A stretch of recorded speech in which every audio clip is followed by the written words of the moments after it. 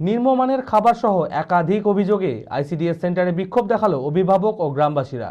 ঘটনাটি ঘটেছে মঙ্গলবার রানীনগর থানার রাজানগর গ্রাম পঞ্চায়েতের জাগিরপাড়া 59 নম্বর আইসিডিএস সেন্টারে। অভিযোগ, শিশুদের অত্যন্ত নিম্নমানের খাবার দেওয়া হয়, যার কারণে অনেক শিশু অসুস্থ হয়ে পড়ে। পানীয় জলের কোনো ব্যবস্থাই নেই, পড়াশোনা ঠিকমতো করানো হয় না। এরই প্রতিবাদে বিক্ষোভ।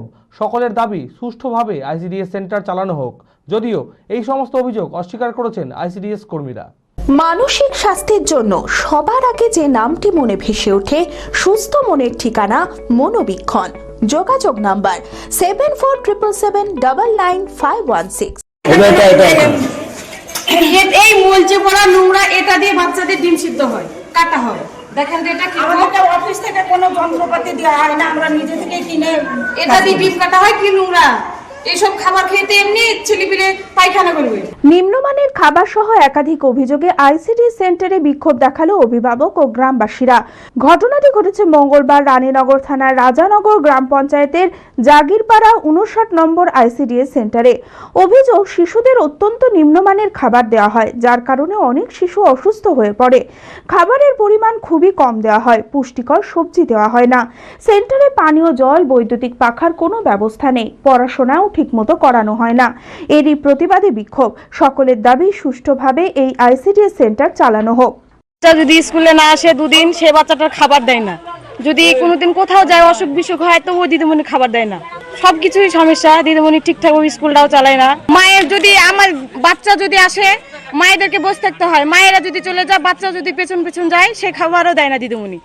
কমই রান্না করে, খাবার দাবার একদম খারাপ হয়। নিম্ন মানে চাল তো গলে না, ডালও গোটা গোটাই থাকে। খিচুড়িটা যদি আনি দেখাতে চাই, তাহলে আনি দেখাবো। আমরা চাইছি খাবারটা যেন ভালো হয়, ছেলেপিলে যেন ঠিকঠাক ভাবে পায়। কারণ মায়ের কোনো ছেলে অসুখ বিসুখ হলো, সেই খাবারও দিদিমণি দেয় না। একটা বাচ্চার কি সমস্যা হতে পারে না? হ্যাঁ হয়, পায়খানা হয়ে যায়, খাবারে চুল পাওয়া যায়। 9:30টায় টাইম করেছে ছবি তোলার পরে যদি 1 মিনিট পরও আসে, তাও খিচুড়ি দেয় না।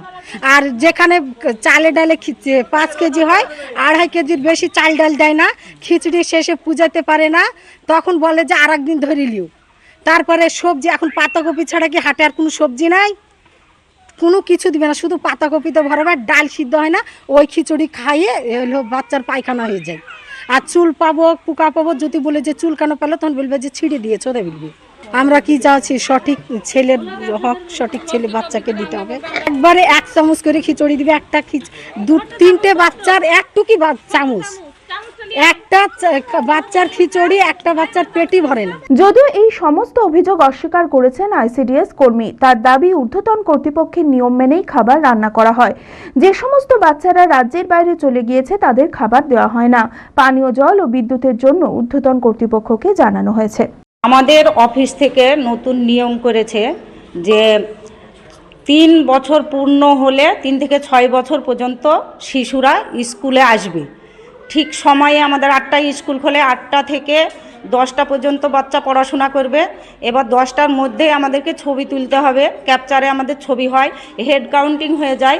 যতজনের হেড কাউন্টিং ছবি আমরা তুলতে পারি, 3 থেকে 6 বাচ্চা, ততজনকেই আমরা খাবার দিতে পারি।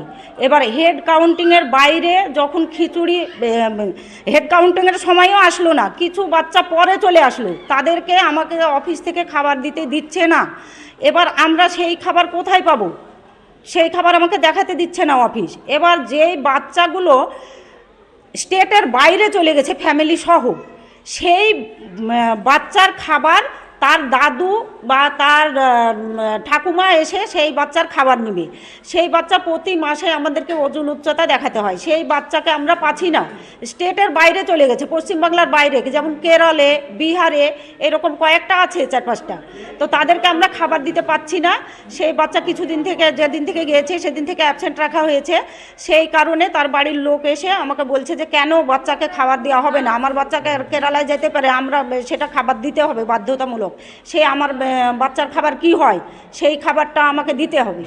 এবার আমরা পারছি না, এই নিয়েই ঝামেলা। আবার যে বাচ্চা পড়তে আসবে না, এবার পরে এসে খাবার নিবে, এই নিয়ে ঝামেলা। আমরা কোনো দিন স্কুল বন্ধও রাখি না, ডেলি আমরা যেদিন স্কুল খোলা থাকে ছুটির লিস্ট বাদে, সেই দিনই আমরা রান্না হয়, ডিউটি করি, ঠিক টাইম মতো আসি, ঠিক টাইম মতো রান্না করি। আমাদের একটা শিশুর 3 দিন ভাত, 3 দিন খিচুড়ি। ভাত হচ্ছে 50 গ্রাম চালের, আর ভাতের সঙ্গে গোটা ডিম। এবার ডিমের হলুদ লবণ আর সামান্য একটু তেল দিয়ে ঝোল করতে বলছে ডিমের, তাতে কোনো মশলা নেই, কোনো কিচ্ছু নেই, আলু নেই, শুধু গর্ভবতীর 84 পয়সার আলু। যদি 5টা মা গর্ভবতী থাকে তার 5 টাকাও হয় না আমাদের আলু। সেই আলু কটা দিয়ে আমরা সেই শুধু ডিমের কি করে ঝোল করে দিতে পারি? কিন্তু অফিস থেকে ওদিকেও ঠেলা দেয়, আবার এদিক থেকেও আমরা যন্ত্রণা ভোগ করি। কিন্তু এই সব সমস্যা নিয়ে কেউ বলে খিচুড়িতে ডাল নেই, কেউ বলে সবজি নেই। তো খিচুড়ির দিন 11 পয়সার সবজি কতটুকু হয় বলেন তো? 11 পয়সা আর 100 শিশু হলে 11 পয়সা 11 টাকা হয়। এবার 60টা যদি বাচ্চা হয় তাহলে ক টাকা হবে আপনারাই এবার বলুন। তাহলে আমরা সবজিটা মরশুমি সবজি যখন যেরকম পাই তখন সেরকমই আমরা দিই। তুমি কি ভবিষ্যতে ডাক্তার বা ইঞ্জিনিয়ার হতে চাও? তোমার স্বপ্ন পূরণ করতে এবার ফিজিক্সওয়ালা এসে গেছে তোমার নিজের শহর বহরমপুরে। আগামী 22শে মার্চ বহরমপুরে আয়োজিত হতে চলেছে বাংলার সবথেকে বড় ক্যারিয়ার গাইডেন্স ইভেন্ট আগাজ, যেখানে উপস্থিত থাকবেন দেশের অন্যতম সেরা আইআইটি জেই ও নিটের শিক্ষক শিক্ষিকারা। রবীন্দ্র সদন অডিটোরিয়াম, বহরমপুর, মুর্শিদাবাদ। 22শে মার্চ শনিবার দুপুর 1টায়। কোর্স ফিজের উপর থাকছে 30% পর্যন্ত স্কলারশিপ। ক্লাস 8 থেকে 12 আর ড্রপার যারা নিট বা আইআইটি জেই প্রস্তুতি নিচ্ছ সেই সকল ছাত্রছাত্রী আর অভিভাবকদের জানাই সাদর আমন্ত্রণ।